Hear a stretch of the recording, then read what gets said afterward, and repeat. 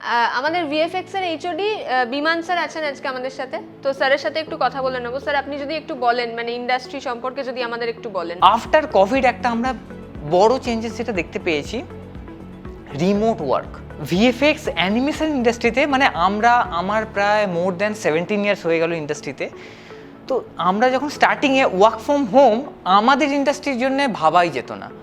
আইটির ক্ষেত্রে হতো শুনেছিলাম, but after Covid work from home আমাদের ইন্ডাস্ট্রির জন্যে ইজিলি অ্যাক্সেসেবল হয়ে গেছে। প্রচুর কোম্পানিজ রয়েছে যারা ইন্টারন্যাশনাল কোম্পানি, যারা ইন্ডিয়াতে নেই, বাইরে অ্যাব্রোডে আছে, ওরা ইন্ডিয়াতে বসে বসে এমপ্লয় হায়ার করে ওয়ার্ক ফ্রম হোম করাচ্ছে। তো এই ফেসিলিটিসটার জন্য স্টুডেন্টদের ক্ষেত্রে এবং ইন্ডিয়ার যারা আর্টিস্ট যারা ইন্ডিয়া থেকে কাজ করছে ওদের জন্য একটা হিউজ একটা প্ল্যাটফর্ম বা জব অপরচুনিটি কেরিয়ার ওর ডোরটা ওপেন হয়ে গেছে। আচ্ছা, এই যে স্ট্রিমের কথা উঠলো যখন একটু জিজ্ঞেস করি যে ধরো যারা মানে 11-12 পরে যে বিএসসি কোর্সগুলো পারসিউ করছে, হ্যাঁ কেউই তো হয়তো মানে ম্যাক্সিমাম ছেলেমেয়েই হয়তো এই ব্যাকগ্রাউন্ডটা থেকে আসছে না, মানে কেউ কমার্স কেউ সায়েন্স, তো মানে এই ব্যাকগ্রাউন্ড থেকে এসে হঠাৎ করে এরকম মানে টেকনিক্যাল ফিল্ডে এসে কি কোপ আপ করতে অসুবিধা হতে পারে, কি মনে হয়?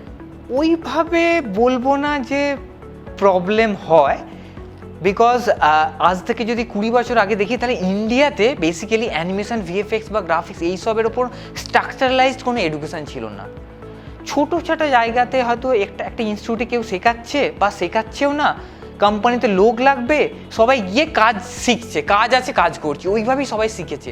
তো আমার মনে হয় না, এবং যারা এক্সপার্ট রয়েছে যদি সিনিয়রদের দেখা যায় তাদের কোনো ব্যাকগ্রাউন্ড কিন্তু সেভাবে নেই। আচ্ছা, ধরো মানে অনেক ছেলেমেয়ের ক্ষেত্রেই যেটা দেখা যায় যে পরবর্তীতে কি চাকরি পাবো বা কি স্যালারিতে যাব বা কোথায় প্লেসমেন্ট হবে, এই একটা জিনিস কাজ করে, অনেকের মধ্যে করে অনেকের মধ্যে করে না, কি বলবে এটা নিয়ে? আচ্ছা, প্লেসমেন্টের ব্যাপার খুব ভালো একটা পয়েন্ট। স্টুডেন্টরা এটা নিয়ে খুব কনফিউশনে থাকে, পেরেন্টসরাও ডেফিনেটলি থাকেন, কারণ ইন্ডিয়াতে এত পপুলেশন, জব ক্রাইসিস, হ্যাঁ এক্স্যাক্টলি। বাট আমি বলবো আমাদের ইন্ডাস্ট্রির যা কন্ডিশন তাতে জবের বা প্লেসমেন্ট নিয়ে তো মানে 100% সবাই সিকিউর। আমরা যদি ট্র্যাডিশনাল একাডেমিকেও দেখি, ওখানে যারা ভালো student, good student, properly education বা ডেভেলপমেন্ট করছে, স্টাডি করছে, ওদেরও হায়ার স্টাডিজ করবে, জবের ক্ষেত্রে কেরিয়ার ক্ষেত্রে কোনো প্রবলেম হয় না।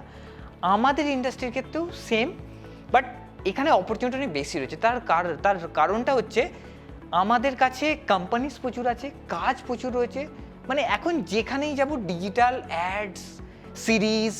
আর প্লেসমেন্ট প্রসিডিওর আমাদের কী রয়েছে, ওই যে ওরা ক্লাসের মধ্যে শিখবে, ওর মধ্যে প্রজেক্টস থাকে। প্রজেক্টস মানে কাজ, ওই কাজগুলো যখন এমপ্লয়াররা রিক্রুট করতে আসবেন জাস্ট দেখবেন, একটা কম্পিউটার টেস্ট দেবেন, টাইম দিয়ে দেওয়া হয়, এই টাইমের মধ্যে করতে হবে, কম্পিউটার বসে কমপ্লিট করবে, basic normal question answer round হবে, ব্যাস সিলেক্টেড।